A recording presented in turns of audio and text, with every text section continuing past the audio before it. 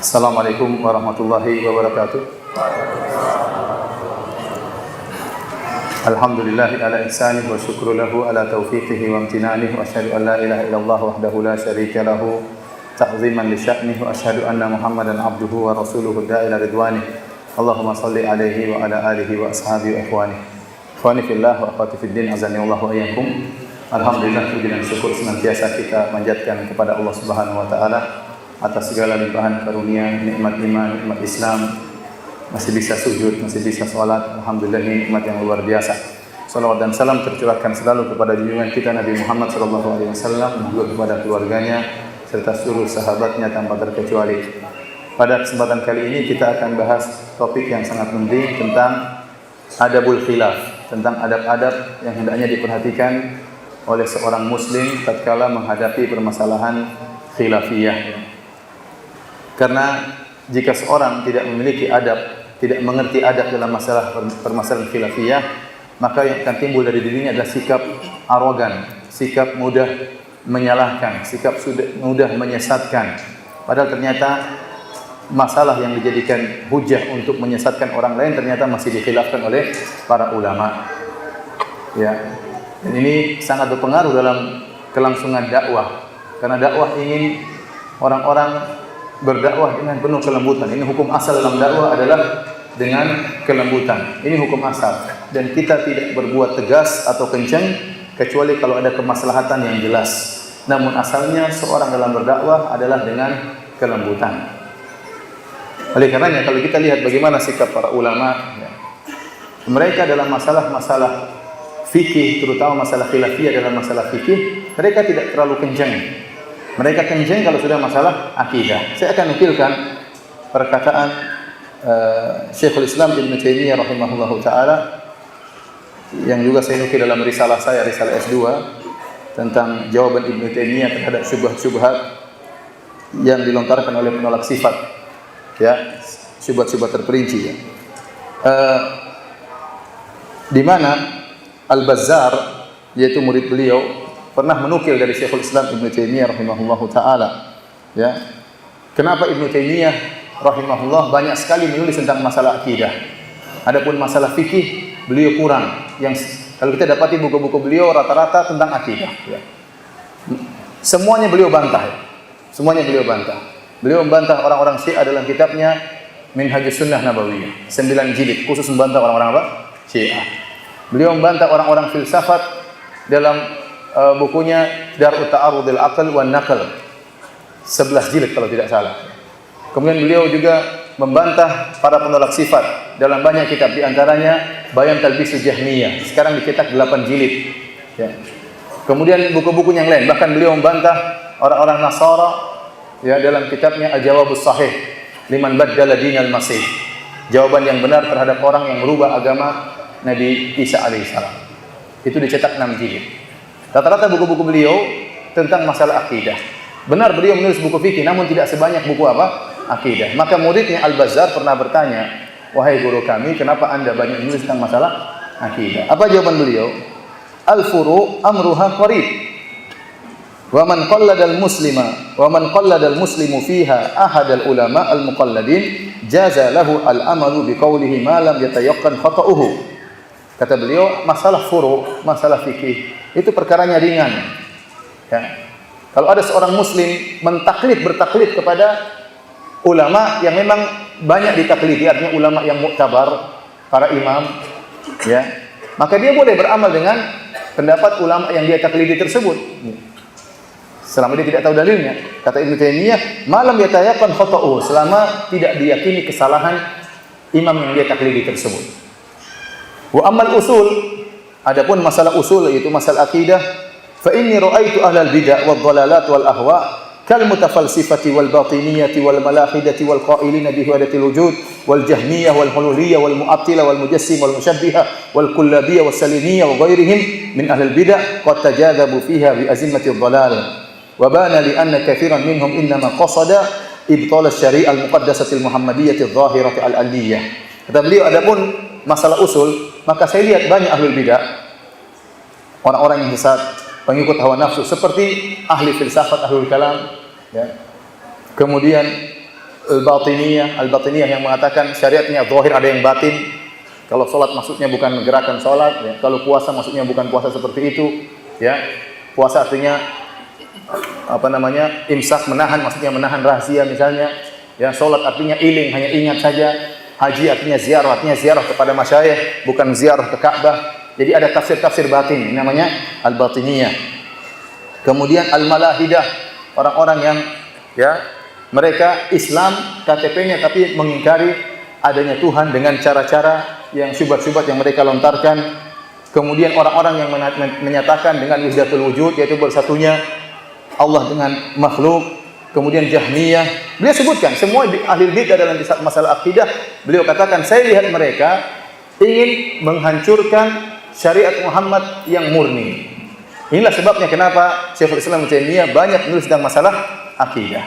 Kata beliau, adapun masalah furu', masalah fikih, amruha qarib, masalahnya ringan, tidak terlalu berat. Selama tidak menyelisih ijma', selama tidak diyakini dengan pasti bahwasanya yang diikuti pendapat tersebut benar-benar salah, maka perkaranya ringan. Oleh karena perhatian Allah Subhanahu wa taala, Syekhul Islam Ibnu Taimiyah punya perkataan yang sangat indah yang dia sebutkan dalam bukunya Minhajus Sunnah Nabawiyah. Kata beliau, Ahlus Sunnah wal Jamaah a'lamun nasi bil haq wa arhamuhum bil khalq. Bahwasanya Ahlus Sunnah wal Jamaah adalah kelompok yang paling mengerti tentang kebenaran dan yang paling sayang dan rahmat kepada manusia. Itu Ahlus Sunnah wal Jamaah. Dan saya ingin kita yang mengaku Ahlus Sunnah wal Jamaah memiliki sifat ini. Bahwasanya kita adalah orang yang paling mengerti tentang kebenaran, namun kita yang paling rahmat dengan mereka. Antum lihat Syekhul Islam Taimiyah, kalau bantah dia bantah tapi dengan kata yang halus, dengan kata yang lembut, ya. Namun ilmiah kata beliau, kalau hanya caci maki semua orang bisa. Itu kata Syekhul Islam Taimiyah dalam Majmu' Fatawa. Kalau hanya caci maki semua orang bisa. Tapi yang paling benar adalah bagaimana mengenal kebenaran, bagaimana membantah dengan apa? Ilmiah, ya. Yang jadi masalah, ya. Kita dapati sebagian ikhwan baru ngaji, semangatnya luar biasa, bahkan lebih semangat dari ustadznya. Kencengnya luar biasa, bahkan lebih kenceng daripada ustadznya. Ini kenyataan. Kenapa? Karena tidak mengerti ternyata ini masalah apa? Khilafiyah. Apalagi kalau dia hanya mengaji sama satu orang, ustadz tersebut tidak pernah memberi isyarat bahwasanya masalah ini ada khilaf. Sehingga seakan-akan dia merasa kebenaran cuma satu. Dan kalau ada yang menyelisih kebenaran ini berarti sesat. Ya, dan kalau ada yang menyelisih kebenaran ini berarti apa? Berarti keluar dari kebenaran, terjerumus dalam bid'ah dan yang lainnya. Sampai saya beberapa teman cerita, ya. Tatkala ada seorang salat, jarinya tidak digerakkan, yang menggerakkan heran. Kamu kok salat tidak digerakkan jari? Kamu salafi, ya? Sampai begitu. Dia heran kalau ada orang tidak menggerakkan apa? Jari. Padahal saya pun salat tidak menggerakkan jari. Ya. Ini masalah khilafiyah. Kenapa harus ribut masalah ini? Bahkan saya dengar teman-teman saya di luar negeri cerita di sebagian negara, bukan di tanah air kita. Sebaliknya, ada orang yang gerakan jari dalam sholat diangkat oleh jamaah, dikeluarkan dari masjid. Ini kenyataan benar. Sampai segitu. Kenapa? Karena kejahilan. Kenapa? Kejahilan.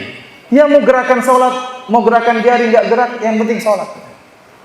Oleh karena perhatian Allah Subhanahu wa taala, ternyata kita ini masalah khilafiyah yang terbuka, kita berlapang dada dalam masalah ini.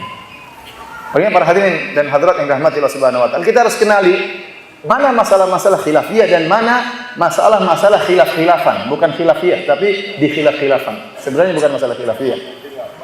Sehingga kita harus tahu. Untuk masalah khilafiyah tidak boleh kita kenceng, tidak boleh, kita punya adab dalam masalah ini. Adapun masalah yang khilaf-khilafan tidak apa-apa kita kenceng. Apalagi masalah apa? Masalah akidah. Saya akan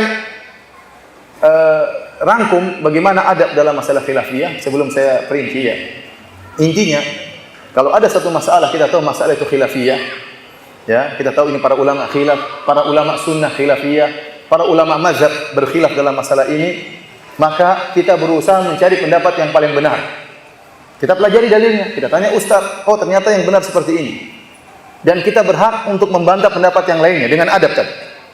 Kita bantah, tidak benar pendapatmu, keliru, pendalilanmu salah, yang benar seperti ini. Tetapi kita harus toleransi. Tidak boleh kita menjahil-jahilkan orang tersebut. Tidak boleh kita menyesat-nyesatkan orang tersebut. Dan kita berlapang dada. Toh ini masalah apa? Khilafiyah. Intinya demikian. Itu adab. Tatkala kita tidak belajar adab masalah ini, sedikit-sedikit akan terjadi keributan. Jangankan keributan Ahlus Sunnah dengan masyarakat. Bahkan keributan dalam intern Ahlussunnah sendiri. Gara-gara tidak ngerti masalah apa? Khilafiyah. Ada masalah khilaf di antara para ulama. Ya. Kemudian terjadi gontok-gontokan, marah-marahan, sesat menyesatkan. Ya. Bagaimana lagi dengan di luar dari Ahlussunnah? Padahal perkaranya ringan. Bukan perkara akidah. Mau dipaksa-paksa jadi perkara akidah. Contoh perkara paling sepele, ya, sederhana, jadi ribut sampai bertahun-tahun. Boleh nggak kita menerima dana bantuan dari sebuah yayasan di luar negeri? Yayasan tersebut masih khilaf di kalangan para ulama. Yayasan tersebut Ahlussunnah atau bukan? Kemudian kalaupun dianggap dia bukan Ahlussunnah, ternyata masih banyak ulama yang membolehkan. Bahkan Syekh Shalih Al-Fauzan masih membolehkan. Kemudian sebagian ulama mengatakan tidak boleh. Akhirnya sebagian ikhwan memilih pendapat yang tidak boleh. Mereka menganggap seakan-akan semakin kenceng pendapat semakin benar. Ini salah seperti ini. Bukan berarti pendapat semakin kenceng semakin berat berarti semakin benar. Tidak lazim seperti itu. Ya, ini kita lebih hati-hati. Toib, Anda lebih hati-hati tidak ada masalah. Namun bukan berarti kemudian Anda mentahdir, menyesat-nyesatkan. Masalahnya bukan masalah akidah, cuma masalah terima dana atau tidak. Waktu kita tanyakan hal ini kepada Syekh Shalih Fauzan, hafizahullah taala, beliau berkata Nabi menerima hadiah dari Al-Muqawqis. Dari seorang raja yang beragama Nasrani. Rasulullah SAW menerima hadiah tersebut. Rasulullah SAW menerima hadiah dari seorang wanita Yahudiyah tatkala memberikan kambing yang ternyata beracun. Dan bukan masalah akidah. Kenapa kita harus ribut bertahun-tahun, 10 tahun lebih sampai sekarang masih ribut, bahkan di Bali masih ribut. Ini masalah konyol. Ribut tentang masalah konyol, bukan masalah akidah, bukan masalah. Ini mau dipaksa jadi masalah akidah, bagaimana caranya? Ini masalah akidah atau masalah fikih? Masalah fikih, masalah terima uang. Taruhlah dari bank kasih uang, terima atau tidak. Ini masalah fikih. Bukan masalah akidah. Jangankan yayasan Al-Bidah, bank kasih duit nih. Boleh enggak kita terima bangun masjid? Khilaf di kalangan para ulama. Boleh enggak kita menerima uang dari bank untuk bangun apa? Masjid. Yang berpendapat boleh silakan, yang berpendapat tidak boleh silakan. Kenapa harus khilaf? Kenapa harus ribut? Padahal bukan masalah apa? Akidah. Sementara orang-orang yang merusak akidah bergerak di luar dengan banyak. Ada orang Syiah, ada orang liberal, ada orang Ahlul Kalam, ada orang yang akidahnya macam-macam. Bahkan mereka selamat dari bantahan-bantahan kita hanya membantah saudara kita sendiri. Menyedihkan seperti ini. Ya, kalau khilaf yang keren sedikit lah. Ini khilaf masalah konyol seperti ini ribut. Nanti khilaf lagi masalah pemilu. Boleh milih atau tidak? Masalah ulama khilaf. Syekh Abdul Muhsin Al-Abbad saya dengar berapa kali ditanya. Ya Syekh, kami di negara kafir, di Amerika. Ada 2 calon, boleh enggak kami milih? Kata Syekh, boleh. Saya ulang dengar berulang-ulang itu. Boleh milih pemimpin yang lebih dekat kepada Islam. Dua-duanya kafir loh. Pilih yang lebih dekat kepada orang Islam. Taib, ada ulama berpendapat tidak boleh ikut sama sekali. Boleh, tidak begitu misalnya kita hormati pendapat tersebut. Anda berpendapat tidak boleh milih, silakan. Kita tidak larang. Yang berpendapat boleh milih, dia juga punya pendapat, dia juga punya ulama. Ngapain kita gontok-gontokan masalah ini? Kemudian dikait-kaitkan dengan masalah manhaj, kemudian dikait-kaitkan dengan masalah sesat menyesatkan. Ya. Ini masalah apa seperti ini? Oleh karena para hadirin subhanahu wa ta'ala, tatkala kita tidak mengerti masalah khilafiyah, ya, mana masalah khilafiyah, akhirnya kita membuat kerusuhan dalam barisan Ahlussunnah sendiri, terlebih-lebih lagi dengan di luar daripada barisan Ahlussunnah, sementara kesesatan tersebar di luar sangat luar biasa. Kita bicara Indonesia, liberal bergerak luar biasa, orang Syiah bergerak luar biasa, PKI saja sudah muncul. Kemudian kita ribut masalah-masalah terima dana boleh atau tidak, masalah sebetulnya. Baik hadirin hadirat yang dirahmati Allah Subhanahu wa taala. Namun demikianlah terkadang syaitan datang membesar-besarkan masalah ini karena syaitan ingin kita ribut. Apa kata Nabi sallallahu alaihi wasallam? Inna syaitan qad aisa an ya'budahul musallun fi jaziratil arab walakin fi tahrisi bainahum. Sungguhnya syaitan sudah putus asa untuk disembah oleh orang-orang yang salat di jazirah Arab, tetapi dia tidak pernah putus asa untuk mengadu domba di antara kalian, di antara kaum muslimin. Hadirin hadirat yang dirahmati Allah Subhanahu wa taala, tadi kita akan bahas macam-macam khilaf. Khilaf ya, ada khilaf yang tercela dan ada khilaf yang dibolehkan. Artinya perkara ini adalah masalah khilafiyah. Dan ayat-ayat yang mencela terjadinya khilaf ya, dibawakan kepada khilaf yang tercela. Contohnya khilaf dalam masalah akidah. Dan inilah yang ditafsirkan oleh sebagian ulama bahwasanya hadis iftiraqul ummah, umat ini akan terpecah menjadi 73 golongan, 72 di neraka, 1 di surga. Itu adalah khilaf tentang masalah akidah. Dan ini yang dipraktikkan oleh para ulama tatkala mereka menulis buku-buku mereka. Kalau antum buka para ulama yang menulis mentafsirkan hadis ini, menjelaskan tentang firqah-firqah dalam Islam, seperti Abu Hasan Al-Asy'ari dalam kitabnya Maqalatul Islamiyyin, Ikhtilafil Musallin wa Ikhtilafil Musallin, kemudian juga kitabnya Abdul Qahir Al-Baghdadi dalam kitabnya Al-Farqu Bainal Firaq, kemudian contohnya dalam kitabnya Syahristani, ya, dalam kitabnya Al-Milal wa Nihal, demikian juga Ibnu Hazm rahimahullah dalam kitabnya Al-Fisal, ya. Mereka contohkan tentang firqah-firqah semuanya khilaf dalam masalah akidah, bukan masalah fikih mereka sebutkan. Mereka tidak sebutkan di antara firqah-firqah mazhab Hanafi, mazhab Syafi'i, tidak ada seperti itu. Yang mereka sebutkan Khawarij. Contoh firqah-firqah yang ada. Khawarij dengan cabang-cabangnya. Khawarij terpecah menjadi beberapa golongan. Mereka sebut oleh Mu'tazilah. Mu'tazilah terpecah menjadi beberapa golongan. Mereka sebut oleh Syiah. Syiah terpecah menjadi 13, kemudian dari 13 terus pecah-pecah lagi. Mereka sebutkan lagi misalnya Murji'ah, terpecah-pecah lagi. Ini yang dimaksud oleh mereka 72 golongan adalah khilaf dalam masalah akidah. Bukan masalah kunut enggak kunut subuh. Masa gara-gara itu menyesatkan? Mau bismillah baca keras atau tidak? Masa gara-gara gitu sampai enggak boleh sholat? Saya enggak mau sholat di belakang orang ini. Kenapa? Bismillahnya tidak dikeraskan. Sampai ada seperti itu. Ada orang kita dapat seperti itu. Kenapa? Karena kejahilan. Seandainya seorang belajar, ya, dia tidak akan demikian. Saya dapati orang seperti saya berapa kali jadi imam, ya. Saya tidak mau jadi imam, tapi ayo begitu jadi imam mereka protes. Kenapa saya tidak mengeraskan? Saya padahal sudah baca lah Bismillahirrahmanirrahim. Cuma saya tidak lakukan Bismillahirrahmanirrahim. Tapi saya baca sebenarnya, saya keraskan Bismillahirrahmanirrahim. Alhamdulillahirabbil alamin. Alhamdulillahnya baru saya lakukan. Itu saja mereka ribut. Saya enggak tahu kalau orang ini umrah di Madinah, enggak tahu dia sholat di belakang siapa. Bingung. Imamnya saya sudah enggak ngerasin bismillah. Di Masjid Nabawi enggak ngerasin apa? Bismillah. Saya rasa dia terpaksa oke-oke saja. Jadi ilmu merubah seorang. Seorang bersafar ke luar negeri melihat kondisi kaum muslimin, merubah cara berpikir apa? Seseorang. Lingkungan itu mempengaruhi cara berpikir apa? Seseorang. Saya dulu juga meyakini kalau orang tidak kunut, saya tidak mau salat di belakang dia. Ini enggak benar. Ternyata saya telah belajar ke Madinah, saya tahu ini masalah khilafiyah. Masalah ringan, enggak usah diperebutkan. Dulu kalau orang 23 rakaat, saya enggak masalah di belakang dia, salat tarawih. Dulu seperti itu. Saya rasa ini bid'ah, sesat, tidak boleh salat di belakang orang seperti ini. Setelah saya belajar, saya ngerti, ternyata ini masalah apa? Khilafiyah. Oleh karenanya para hadirin, khilaf yang madmum, khilaf yang tercela, ya, di antaranya adalah khilaf masalah akidah yang berkaitan tentang masalah usul. Seperti khilafnya orang-orang Khawarij, khilafnya orang-orang Rafidhah, khilafnya orang-orang Mu'tazilah, khilafnya orang-orang Al-Qur'aniyin yang hanya berdalil dengan Al-Qur'an dan menolak hadis-hadis Nabi sallallahu alaihi wasallam. Mereka, ya, contohnya memiliki cara berpikir yang salah dalam beristidlal. Ini khilaf yang tercela. Contohnya, ya, seperti pendapat sebagian mereka mendahulukan akal daripada dalil. Taqdimul aql ala naql. Ini pendapat sebagian firqah.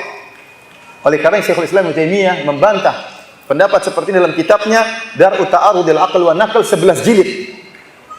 Bicarakan masalah ini. Pendapat sebagian orang yang menyatakan kalau akal dan dalil bertentangan, maka harus dahulukan apa? Akal. Dalil dibuang. Yang paling utama apa? Akal. Jadi dalil harus masuk akal. Akal dia tentunya. Paham? Ini dibantah hadis oleh Syekhul Islam Taimiyah 11 jilid dalam kitabnya apa? Dar'u Ta'arudil Aql wa Naql. Ini barang saya yang baca buku ini buku susah untuk dipahami. Kecuali orang yang biasa membaca buku Ibnu Taimiyah. Sampai sebagian syekh mengatakan barang siapa baca buku ini cepat tua. Saking apa? Beratnya. Ini salah. Ini orang yang ini sesat seperti ini, pemahaman sesat. Karena kita ini harus tunduk kepada apa? Dalil. Sementara akal kita sangat lemah. Sehingga sebagian kita anggap tidak sesuai dengan akal, ternyata menurut orang lain masuk akal, menurut akal ini tidak masuk akal. Maka tidak boleh kita mendahulukan akal daripada dalil. Sehingga banyak dalil yang ditolak gara-gara tidak sesuai dengan apa? Akal dia. Sehingga muncullah firqah-firqah Jahmiyah, Mu'tazilah, Kullabiyah. Semuanya berbeda pendapat dalam mensikapi hadis-hadis Nabi dan ayat-ayat Allah Subhanahu wa taala. Kenapa? Masing-masing pakai akalnya. Menurut akal ini tidak masuk akal, menurut akal berikutnya masuk akal, menurut akal sendiri tidak masuk akal. Sehingga tatkala Al-Qur'an dan Sunnah ditimbang dengan akal siapa mau kita timbang Al-Qur'an dan Sunnah? Apakah akalnya Jaham bin Safwan? Atau akalnya Wasil bin Atha? Atau akalnya Amr bin Ubaid al-Mu'tazili, atau akalnya misalnya Muhammad bin Sa'id bin Kullab dan Kullabiyah, ya, atau akalnya siapa? Atau akalnya Abu Bakar radhiyallahu taala anhu, atau akalnya para sahabat? Mau akal siapa? Justru harusnya ya akal ditimbang dengan Al-Quran dan Sunnah, bukan sebaliknya. Ini bahaya. Contohnya lagi, khilaf mereka dalam masalah akidah seperti tidak menerima hadis ahad dalam masalah akidah. Ini juga tidak pernah, ini bukan pendapat salaf dan ini dibantah oleh para ulama, tidak benar seperti ini. Dan ini adalah usul yang dilontarkan oleh orang-orang Mu'tazilah, sehingga mereka menolak hadis-hadis yang menyebutkan tentang masalah akidah. Bahkan meskipun hadis-hadis tersebut mutawatir, karena mereka tidak mengerti ilmu hadis, kata mereka ini hadis ahad, padahal hadisnya mutawatir. Contoh, mereka menolak tentang hadis-hadis yang meriwayatkan bahwasanya Allah bisa dilihat pada hari kiamat. Hadis-hadis tersebut mutawatir, diriwayatkan lebih dari 20 sahabat. Kata mereka hadisnya ahad, ditolak, padahal hadisnya mutawatir. Contohnya, mereka menolak hadis-hadis tentang haud, tentang telaga Nabi SAW, padahal yang meriwayatkan 56 sahabat, mereka tolak. Padahal hadisnya apa? Mutawatir. Mutawatir maksudnya diriwayatkan oleh banyak sahabat. Ya. Kalau mereka mengatakan yang meriwayatkan hadis akidah kurang dari 10 sahabat, ditolak. Ini akidah yang bahaya, makanya dibantah. Ini membuat terjadinya khilaf yang tercela. Contohnya seperti pernyataan orang-orang Syiah bahwasanya imam-imam mereka maksum. Dan ini benar pernyataan mereka. Saya sempat berdialog dengan sebagian orang Syiah. Ya, waktu kita berbicara tentang definisi hadis, saya bilang, apa itu definisi hadis? Kata dia, definisi hadis ternyata hadis Nabi dan hadis imam. Kalau kita umat Islam, adanya Al-Quran dan hadis Nabi, karena hanya Nabi yang maksum. Sehingga tatkala hanya Nabi yang maksum, maka perkataan dan perbuatan Nabi adalah dalil. Selain Nabi tidak bisa jadi dalil, kecuali sepakat dengan Nabi SAW. Abu Bakar bukan dalil, Umar bukan dalil, kecuali perkataan Abu Bakar dan Umar sesuai dengan apa? Dalil. Kenapa? Abu Bakar mungkin salah, Umar radhiyallahu anhu mungkin salah, para sahabat mungkin salah, para imam mungkin salah. Kata Imam Malik, kullun yu'khadhu min qawlihi wa yurad ila sahib hadzal qabr. Setiap orang bisa diambil perkataannya, bisa dibuang, kecuali Nabi Muhammad SAW. Nah, orang Syiah punya keyakinan lain. Kata mereka, imam-imam juga apa? Maksum. Sehingga dalam buku-buku mereka, dalam buku-buku hadis mereka, seperti Al-Kafi, ya, Lil-Kulaini, seperti Biharul Anwar, karangan Al-Majlisi, apa namanya, buku-buku mereka yang lain, ya, yang mereka cantumkan hadis-hadis bukan cuma hadis Nabi cuma sedikit. Kebanyakan imam ini bilang ini, imam ini bilang ini, imam ini bilang ini, imam ini bilang ini. Padahal Allah berfirman, fa in tanaza'tum fi syai'in farudduhu ila Allahi war Rasul. Kalau kalian berselisih, kembalikanlah kepada Al-Qur'an dan apa? Sunnah. Sunnah Nabi maksudnya, kepada Rasul. Ternyata mereka harus tambah war Rasul dan para imam harusnya. Makanya saya bilang sama dia, kita nggak bisa nyambung kalau begini caranya. Kenapa kita tidak bisa nyambung sama Ahmadiyah? Karena sumber hukumnya berbeda. Kita punya Al-Quran, kita punya hadis. Ahmadiyah, Al-Qurannya lain, sudah ada tambahan. Bagaimana kalau mau khilaf, bagaimana mau nyambung? Kalau kita mau cari titik temu, harus ada sumber hukum yang sama kita sepakati. Baru kita merujuk ke sumber hukum yang kita sepakati. Nah, kalau sumber hukum sudah tidak kita sepakati, gimana mau nyambung? Al-Quran kita sama, hadis Nabi oke, tetapi hadis imam-imam gimana ceritanya? Bahkan dia berkata bahwasanya imam-imam ditunjuk oleh Allah Subhanahu wa taala. Langsung. Jadi Allah menunjuk setelah Nabi meninggal harus imamnya Ali bin Abi Thalib. Setelah Ali bin Abi Thalib harus imamnya Hasan. Setelah Hasan meninggal harus imamnya Husain. Kalau Husain meninggal harus imamnya Ali Zainal Abidin. Ali Zainal kalau meninggal harus imamnya Muhammad Al-Baqir. Muhammad Al-Baqir kalau meninggal harus imamnya Ja'far As-Shadiq, sampai imam yang ke-12 Muhammad Al-Hasan yang umur 5 tahun hilang sejak tahun 200 sekian sampai tahun 1437 masih belum muncul. Sudah 1200 tahun dia menghilang. Jadi saya bilang ini khilaf yang tercela. Ini khilaf yang tercela yang buat kita berpisah. Kenapa? Menganggap ada orang maksum selain Nabi Muhammad SAW. Sekarang kalau kita renungkan, apa bedanya imam sama Nabi kalau begitu? Coba. Apa bedanya imam dengan Nabi menurut orang Syiah? Bedanya apa? Sama-sama ditunjuk oleh Allah, iya. Sama-sama maksum, iya. Sama-sama bikin syariat, iya. Terus bedanya apa kalau begitu? Seakan-akan mereka mengatakan Nabi belum selesai. Masih ada nabi-nabi yang lain sampai 12 nabi. Namanya imam, tapi fungsinya seperti apa? Seperti Nabi. Paham? Buktinya perkataan dia juga hadis. Makanya ini khilaf yang berbahaya, yang tercela. Contohnya lagi khilaf dalam masalah akidah yang diikuti oleh sebagian orang-orang yang tenggelam dalam sufiyah, namun yang dengan cara yang keliru. Dia menganggap wali-wali juga maksum. Ini sama, ini pengaruh dari orang Syiah. Katanya ada wali maksum, nggak mungkin salah. Loh, siapa yang bilang wali ini nggak mungkin salah? Abu Bakar dijamin masuk surga salah. Umar dijamin masuk surga bisa salah. Utsman dijamin masuk surga bisa salah. Ali dijamin masuk surga bisa salah. Ini wali yang jamin masuk surga siapa? Kok benar terus nggak mungkin salah? Sampai kalau ada wali yang minum khamar katanya itu juga benar. Kok bisa benar? Kamu lihat khamar begitu masuk jadi air putih katanya. Kata mereka demikian. Thayyib, kalau masuk jadi air putih kenapa mabuk? Jadi susah, ya. Kalau ada orang wali misalnya duduk sama cewek, ya sudah harus benar. Kenapa? Maksum, nggak boleh salah. Kalau dibilang salah berarti jatuhlah kewalian. Saya bilang syarat harus jadi wali tidak boleh salah. Dari mana dalilnya? Ini kesalahan yang berbahaya. Contohnya mengambil sumber hukum dari mimpi. Tidak ada sumber hukum dari mimpi. Sumber hukum jelas Al-Quran, Sunnah, ijma ulama, kias. Ya.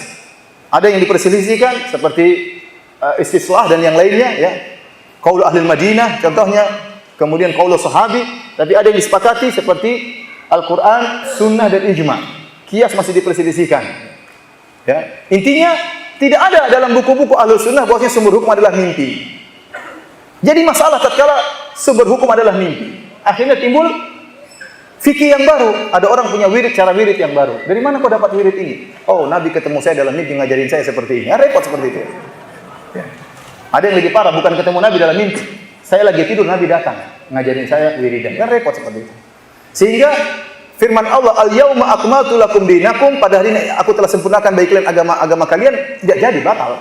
Kenapa? Agama belum sempurna, masih ada wirid-wirid yang belum diajarin. Ini seperti ini bukan sumber hukum, bukan cara beristidlal. Atau yang menggunakan istidlal dengan kasyf. Tiba-tiba dia merasa ada diungkapkan oleh Allah begini-begini, timbullah firqah batiniyah. Ada tafsir-tafsir batin yang tidak pernah diajarkan oleh Nabi sallallahu alaihi wasallam. Maksud saya ini khilaf-khilaf seperti ini adalah khilaf-khilaf yang tercela dan menimbulkan timbulnya firqah-firqah dalam Islam. Baik, para hadirin Allah Subhanahu wa taala. Sekarang kita bicara tentang masalah khilaf, masalah fikih. Khilaf dalam masalah fikih juga tidak semuanya boleh. Tidak semuanya boleh. Kalau khilaf dalam masalah akidah, terutama usul akidah, tidak boleh. Ada namanya dia khilaf furu'ul akidah. Ini masih boleh lah, bukan artinya boleh kita khilaf, tapi maksudnya tidak boleh kita saling sesat menyesatkan selama itu furu'ul akidah, cabang-cabang akidah. Tapi usul akidah enggak boleh khilaf. Karena kalau khilaf akan timbul firqah yang menyesatkan dan sesat menyesatkan. Baik, sekarang kita beralih kepada khilaf fikih. Khilaf fikih ya. Ada yang namanya khilaf syadz. Khilaf syadz yaitu khilaf yang nyeleneh. Maksudnya apa? Itu pendapat masalah fikih yaitu adalah pendapat sebagian ulama, sebagian salaf, namun mereka salah. Dan pendapat itu tidak boleh dijadikan alasan untuk terjadi khilaf, karena itu salah, namanya orang salah. Namanya orang tergelincir. Maka ada satu dua orang tergelincir, maka tidak boleh dijadikan sebagai, boleh kok dulu ada ulama yang bolehkan. Oh enggak, dia salah waktu itu. Yang dimaksud khilaf yang diperbolehkan itu ada khilaf timbul karena ijtihad. Sekelompok ulama memandang suatu dalil, kemudian mereka beristihad sehingga ternyata timbul hukum yang berbeda.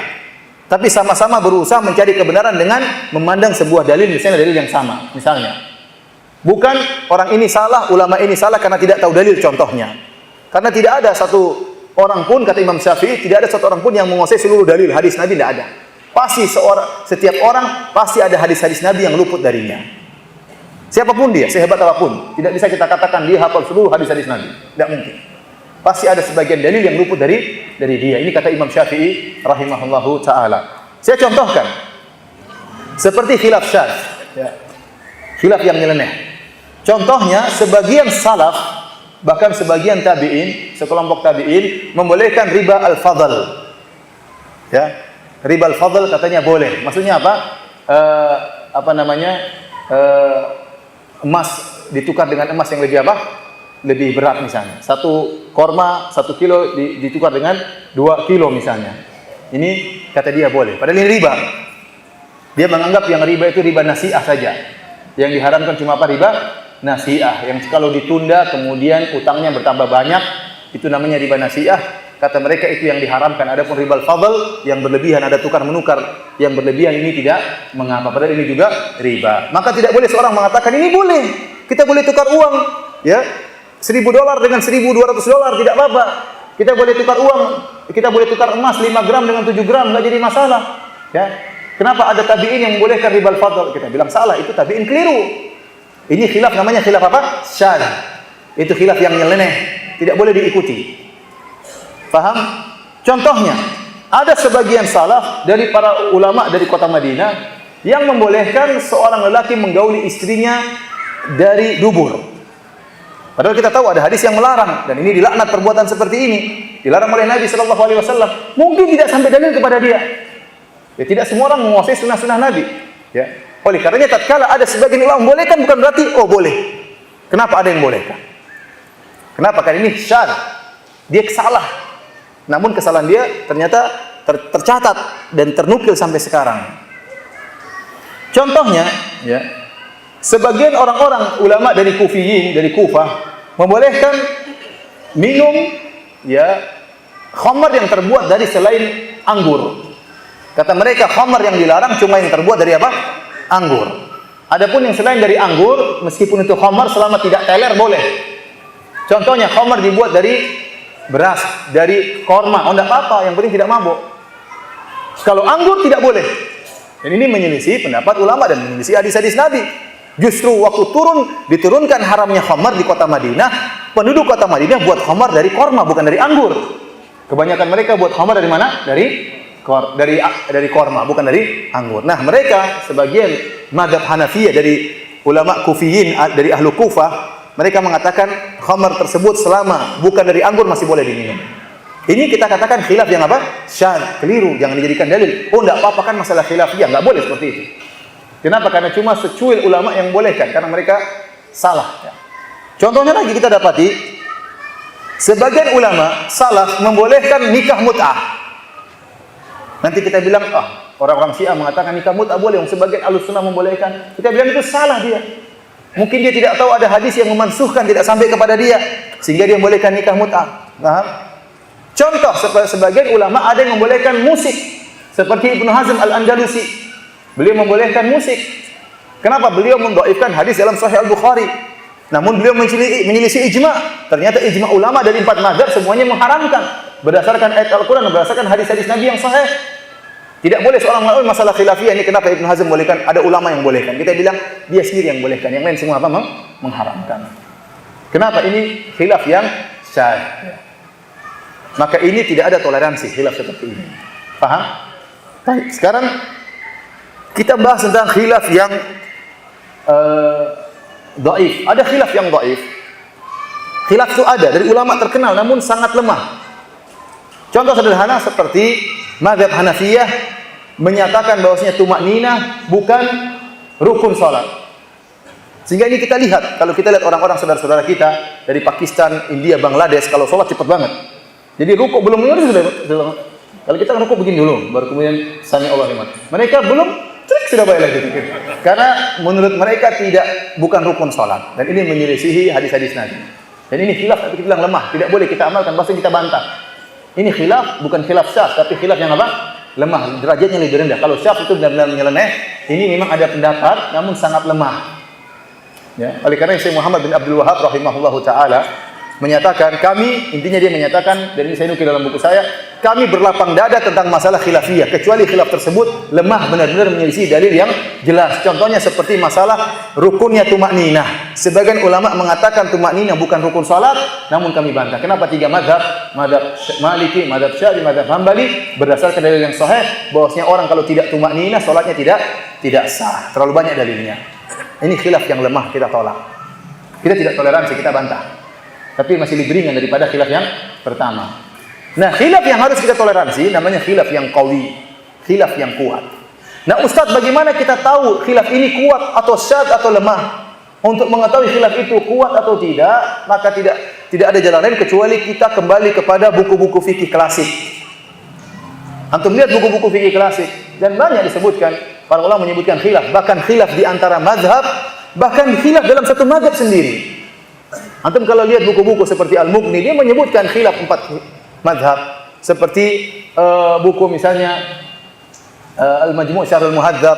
Kemudian contohnya misalnya kitabnya Al-Bidayah, Bidayatul Mujtahid, karangan Ibnu Rushd, dia sebutkan khilaf 4 mazhab. Bahkan ada sebagian ulama menyebutkan khilaf dalam mazhab sendiri.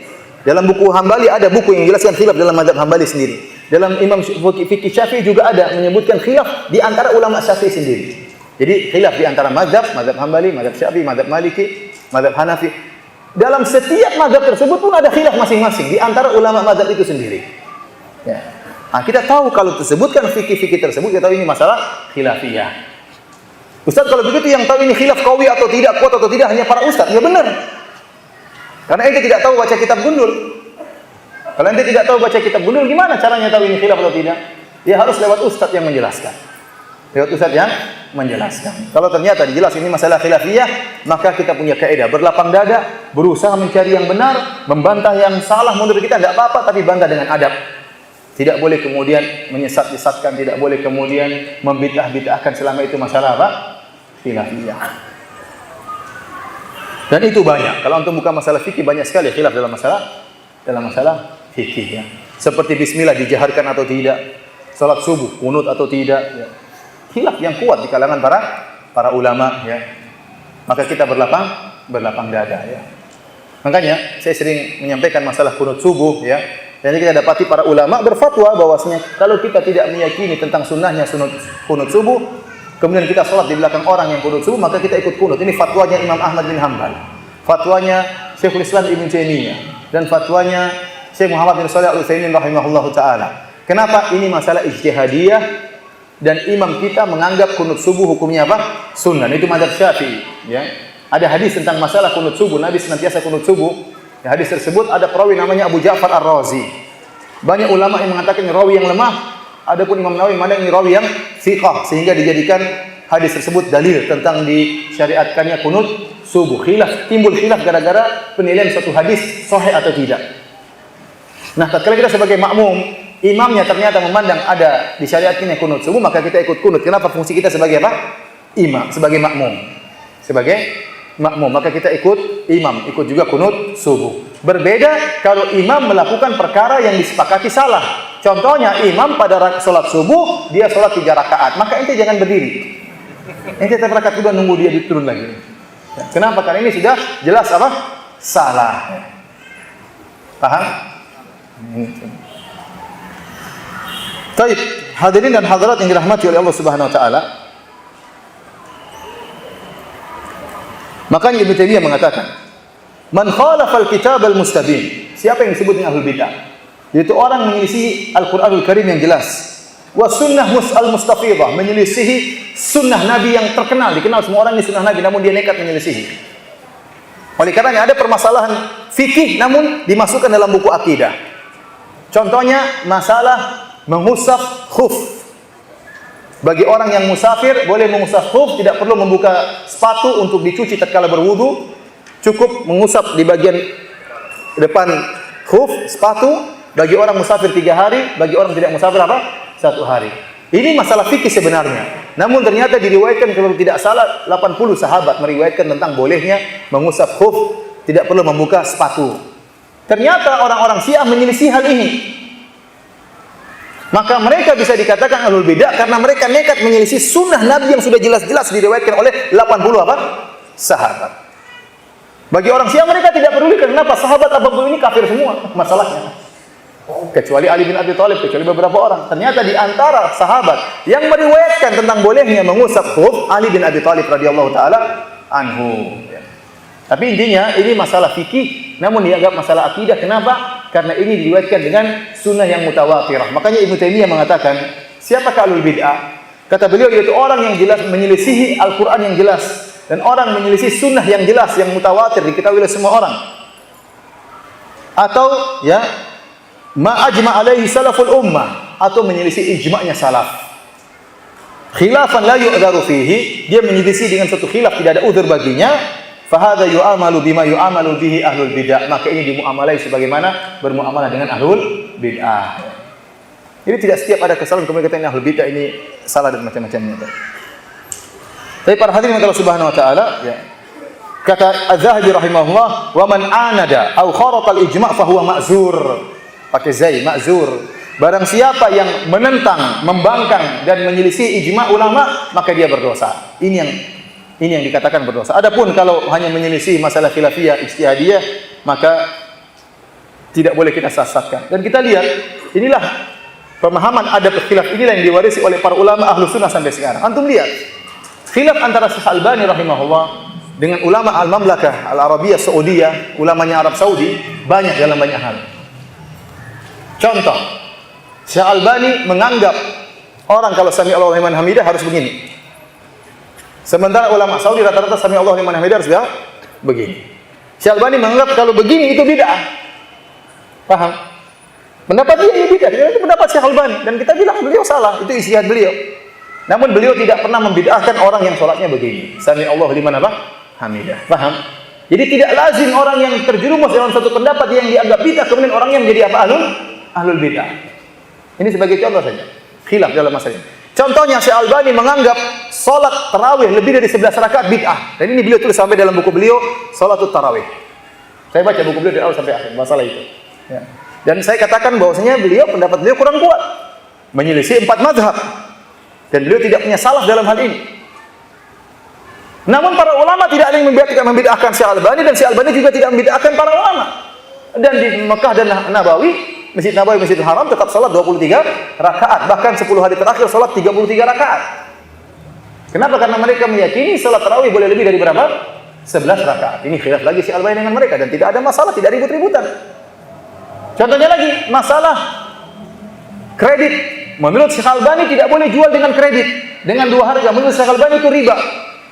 Sementara ulama Arab Saudi lain lagi pendapat mereka. Mereka mengatakan hadis Nabi sallallahu alaihi wasallam, "Man ba'a bai'ataini falahu awqasuhuma awir riba."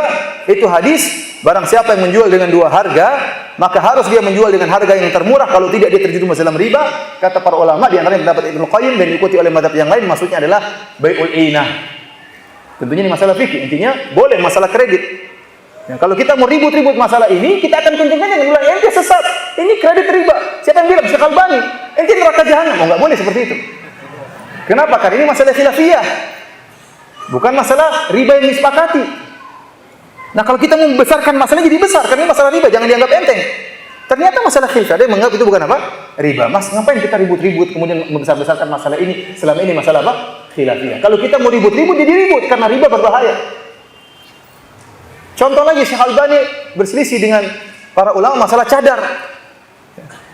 Syekh Albani mengatakan tidak wajib apa? Memakai cadar. Ulama Saudi menganggap itu wajib memakai apa? Cadar. Masalah khilaf di antara mereka. Ini khilaf dengan Syekh bin Baz sangat banyak. Kalau Syekh bin Baz ditanya, siapakah mujaddid hadzal asr? Wahai Syekh bin Baz, siapakah pembaharu abad ini? Kata Syekh bin Baz, Al-Albani. Syekh Albani, kata Syekh bin Baz. Dengan penuh penghormatan kepada Syekh Albani. Bahkan mereka khilaf bukan cuma masalah fikih, bahkan mereka khilaf dalam masalah yang sangat berbahaya, yaitu masalah bolehkah Saudi menyewa tentara Amerika untuk turun di Arab Saudi untuk melawan Irak waktu itu. Ini masalah berbahaya, masalah keselamatan jutaan manusia. Karena menurut orang-orang Saudi, kalau Saddam Hussein sudah, semoga Allah merahmatinya, kalau dia meninggal Islam ya. Kemudian kalau dia menyerang Kuwait sudah kalah, dia akan menyerang Saudi. Sementara Kuwait ya, orang-orang Muslim juga, tapi diserang oleh apa? Saddam Hussein. Maka menurut kebijaksanaan pemerintah Arab Saudi yang didukung oleh fatwa sebagian ulama, yaitu Syekh bin Baz, boleh kita minta tolong dengan orang yang kafir, yang musyrik dalam rangka untuk menolak apa? Kemudaratan. Ibarat ada orang masuk dalam rumah pencuri, ada polisi orang kafir, tidak apa kita minta tolong, itu ada pencuri, meskipun polisinya orang apa? Kafir. Ini contohnya sederhana. Syekh Albani mengatakan tidak boleh dengan dalilnya, dengan perdebatan. Jadi ini masalah berbahaya, masalah tentang jutaan nyawa, jutaan manusia, berakibat tentang pertumpahan darah. Toh mereka berbeda pendapat, mereka saling menyayangi. Nah, antum berbeda pendapat masalah jari gerak atau tidak ada yang mati. Mau gerak-gerak, mau enggak ada yang mati. Ini kalau salah berfatwa bisa menimbulkan banyak yang meninggal dunia. Paham? Ternyata mereka saling apa? Menyayangi. Jadi hatinya harus lapang. Masa masalah memilih, boleh memilih atau tidak, kemudian ribut, gontok-gontokan, sesat menyesatkan, dituduh dukun, dituduh macam-macam. Sampai ada yang nuduh dukun. Ini tahu nggak masa depan? Kenapa bilang nanti kalau ini yang terpilih kemudian begini-begini? Emang dia dukun sejak masalah lari ke dukun masalah begini. Nggak tahu pernah belajar masalah kaidah akhafud dhararain, tahu atau tidak masalah kaidah tersebut? Irtikabu akhafud dhararain. Jadi Ini karena kejahilan. Kalau orang ngerti, dia tahu ini masalah khilafiyah, selesai urusan. Oleh karena perhatian subhanahu wa ta'ala, jadi maksud saya, kita lihat para ulama mereka khilaf dalam masalah-masalah besar, tapi mereka berlapang dada. Nah, kita kenapa masalah-masalah yang bukan masalah besar kemudian kita harus ribut? Nah, kalau kita berselisih, bantah, boleh bantah, tidak apa-apa, kita bantah dengan ilmiah, dengan menghormati saudara kita. Kita tahu saudara kita di atas sunnah, kita tahu saudara kita membantah ahlul bid'ah, kita tahu saudara kita berjuang, mungkin bahkan nyawanya terancam gara-gara membantah ahlul bid'ah. Kemudian kenapa kita sesatkan dia? Dia punya salah, mungkin salah. Kalau kita berbeda pendapat, dan kita bantah dengan bantahan ilmiah. Tidak harus mencela, mencap sesat dan macam-macamnya. Ini orang tidak mengerti adab khilaf. Oleh karenanya, Ahlus Sunnah wal Jamaah punya manhaj. Manhaj dalam berakidah di antaranya manhaj dalam masalah khilafiyah. Apa itu manhaj Ahlus Sunnah wal Jamaah? Toleransi dalam masalah khilafiyah. Berlapang dada, menghormati pendapat yang lain. Boleh menyalahkan tapi tidak boleh sesatkan. Nah, kalau Anda tidak mengetahui hal ini, berarti Anda tidak tahu manhaj Ahlus Sunnah dalam masalah apa? Khilafiyah. Baik para hadirin dan hadirat yang dirahmati oleh Allah Subhanahu wa taala. Demikian juga ada masalah-masalah khilafiyah dalam masalah furu'ul akidah, bukan cabang akidah, bukan usul akidah. Ini pun masih kita berlapang dada. Contohnya, sebagian salaf dahulu khilaf. Apakah Nabi SAW tatkala Mi'raj, tatkala naik ke langit yang ketujuh, melihat Allah atau tidak? Ada khilaf di kalangan para sahabat. Yang benar bahwasanya Nabi tidak melihat Allah Subhanahu wa taala. Dalam hadis yang sahih, Rasulullah SAW ditanya, hal ra'aita rabbak? Apakah kau melihat Rabbmu? Kata Nabi SAW, nurun anna arahu. Ada cahaya yang menghalangi bagaimana saya bisa melihat Allah Subhanahu wa taala. Tetapi mereka semua sepakat, usul akidahnya apa? Usul akidahnya Nabi berisra Mi'raj. Ini yang pokoknya. Cabang dari masalah ini, lihat atau tidak, ini masalah furu', bukan. Nah, kalau ada orang mengingkari Isra Mi'raj, kita bilang ini mungkin orang kafir. Tapi bukan itu yang mereka khilafkan. Yang mereka khilafkan, lihat Allah atau tidak tatkala Isra Mi'rajnya. Maka itu furu'ul akidah, mereka tidak saling menyesatkan masalah ini. Contohnya juga dalam masalah Isra Mi'raj, sebagian salaf khilaf, apakah Nabi waktu Mi'raj dengan jasadnya atau dengan ruhnya saja? Masalah Isra Mi'rajnya mereka sepakat sama-sama terjadi, tapi mereka berselisih dalam masalah furu'nya. Apakah Nabi bermi'raj dengan ruhnya atau dengan jasadnya juga? Kenapa? Karena Nabi SAW waktu pergi ke Masjidil Aqsa bertemu dengan ruh-ruh para nabi. Tatkala Rasulullah SAW pergi ke langit ketujuh, mereka di langit-langit Rasulullah SAW juga bertemu dengan apa? Para anbiya. Sehingga ada timbullah khilaf. Apakah Nabi bermi'raj dengan rohnya saja atau ruh dengan jasadnya? Benar, ruh dan jasadnya. Tetapi ini juga masalah khilafiyah dalam furu'ul akidah. Dalam cabang-cabang akidah maka tidak boleh kita saling sesat menyesatkan. Oleh karenanya para hadirin hadirat yang dirahmati Allah Subhanahu wa taala, ya, saya akan sebutkan contoh-contoh para salaf, ya, karena waktu tidak terbatas. Sebenarnya mau dibahas panjang tentang sebab-sebab terjadi khilaf, namun mungkin ini bukan bahasan kita. Ya. Saya ingin sampaikan bagaimana contoh para salaf dahulu, ya, tatkala mereka menghadapi masalah khilafiyah.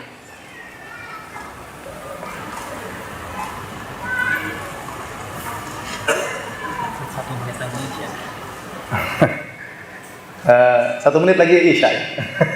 Ya sudah, kita isya dulu ya. Kita isya dulu, nanti habis salat isya kita lanjutkan.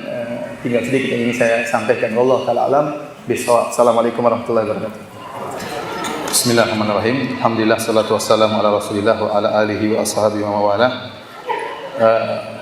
Kita akan menyebutkan beberapa bentuk khilaf di kalangan para salaf, namun mereka saling menghormati dan tidak saling mencela di antara mereka. Contohnya, ya, Rasulullah SAW pernah berkata kepada para sahabat, ya, tatkala hendak menyerang Bani Quraidah, kata Rasulullah SAW dari kalangan Yahudi, kata Rasulullah SAW, la yusalliyanna ahadun ila asra illa fi Bani Quraidah. Janganlah sekali-sekali salah seorang dari kalian salat asar kecuali di Bani Quraidah, kecuali di kampungnya Bani Quraidah, kampungnya orang Yahudi. Maka mereka menuju kampung Bani Quraidah, di tengah perjalanan mereka mendapati waktu salat asar. Maka khilaf di kalangan para sahabat menjadi dua pendapat. Sebagian sahabat mengatakan kita tidak boleh salat kecuali di sana, karena Nabi mengatakan jangan sampai kalian salat kecuali di kampungnya Bani Quraidah. Maka mereka tidak salat, mereka lanjutkan perjalanan. Nanti sudah sampai di kampungnya Bani Quraidah orang-orang Yahudi baru mereka salat. Sebagian lain berpendapat tidak. Maksud Nabi kita segera, bukan secara zahirnya. Oleh karenanya sebagian mereka waktu dapat sholat asar di tengah jalan, mereka sholat sebelum sampai ke Bani Quraidah. Terjadilah dua pendapat di kalangan para sahabat. Tatkala hal ini disampaikan kepada Nabi sallallahu alaihi wasallam, falam ya'ib wahidan min at-ta'ifatain. Ternyata Rasulullah SAW tidak mencela salah seorang pun dari dua kelompok ini, karena mereka khilaf dan mereka saling menghargai, dan Nabi tidak mencela mereka dua kelompok ini. Syekhul Islam mengomentari hadis ini, Ibnu Taimiyah rahimahullah, beliau berkata, wa hadza wa in kana fil ahkami fama lam yakun minal usulil muhimmati fa huwa mulhaqun bil ahkam. Kata Syekhul Islam, dan ini permasalahan tidak saling mencela, ya. Ini datang dalam hadis masalah fikih. Jadi masalah salat di kampung Bani Quraidah atau tidak, ini masalah fikih. Tapi kata Ibnu Taimiyah, demikian juga masalah usul yang tidak penting seperti furu' dari cabang akidah, maka diikutkan seperti masalah fikih. Tidak boleh saling mencela. Oleh karenanya, lihat Ibnu Mas'ud dan Umar bin Khattab adalah dua sahabat yang saling mencintai. Namun Ibnu Qayyim rahimahullahu taala mengumpulkan perselisihan antara Ibnu Mas'ud dengan Umar bin Khattab sampai ada 100 masalah khilaf di antara mereka berdua. Dan mereka saling menghormati, ya. Ibnu Mas'ud memuji Umar bin Khattab radhiyallahu taala anhu, padahal terjadi perselisihan di antara mereka berdua sampai 100 permasalahan.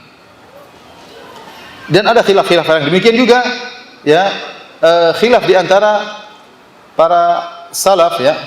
Seperti khilaf di antara ahlul ra'yi dengan ahlul hadis. Ahlul hadis berselisih dengan ahlul ra'yi. Ahlul ra'yi maksudnya mazhab Abu Hanifah dan para pengikutnya. Ahlul hadis, ya, yaitu para ahlul hadis seperti Syu'bah, Syafi'i dan yang lainnya. Tatkala Abu Hanifah meninggal dunia, maka Syu'bah yang merupakan ahlul hadis, meskipun khilaf yang kuat di antara ahlul hadis dengan ahlul ra'yi, Syu'bah berkata, laqad dhahaba ma'ahu fiqhul Kufah. Tafaddalallahu alaihi wa alaina bi rahmatihi. Sungguh ya telah pergi bersama Abu Hanifah fikihnya Kufah. Semoga Allah menganugerahkan rahmat kepadanya dan kepada kami. Didoakan oleh siapa? Syu'bah, meskipun mereka khilaf. Imam Syafi'i juga, ya, yang menyelisih mazhab Abu Hanifah, ya. Beliau berkata, an-nasu fil fiqhi iyalun ala Abi Hanifah. Orang-orang dalam masalah fikih kembali kepada siapa? Abu Hanifah. Padahal mazhab Syafi'i dan mazhab Abu Hanifah sering berdebat dalam masalah fikih dalam banyak hal. Demikian juga ditanya kepada Imam Ahmad, in kana al-imamu kharaja minhu dam wa lam yatawadda hal yusalla khalfahu? Kalau ada imam yang keluar darah dari tubuhnya, kemudian dia tidak wudhu kembali, apakah kita boleh salat di belakang dia? Maka Imam Ahmad berkata, kaifa la usalli khalfal Imam Malik wa Sa'id bin Musayyib? Bagaimana saya tidak salat di belakang, ya, orang seperti Imam Malik dan Sa'id bin Musayyib? Karena Imam Malik dan Sa'id bin Musayyib memandang bahwasanya keluarnya darah tidak membatalkan wudu. Meskipun menyelisih Imam Ahmad, Imam mengatakan, saya kalau sholat di belakang mereka tetap saya sholat, meskipun fikih saya berbeda.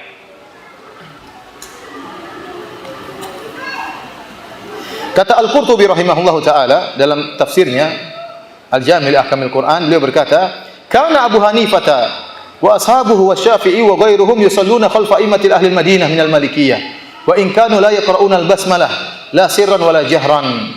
Kata beliau, Abu Hanifah dan sahabat-sahabatnya, demikian juga Imam Syafi'i dan selainnya, mereka sholat di belakang imam-imam penduduk kota Madinah yang bermadzhab Imam Malik, meskipun mereka tidak baca bismillah. Bahkan mazhab Malikiyah bukan cuma tidak menjaharkan, bahkan tidak membaca, karena mereka menganggap Al-Fatihah dimulai dengan apa? Alhamdulillahirabbil alamin. Bismillah itu hanya pemisah surat.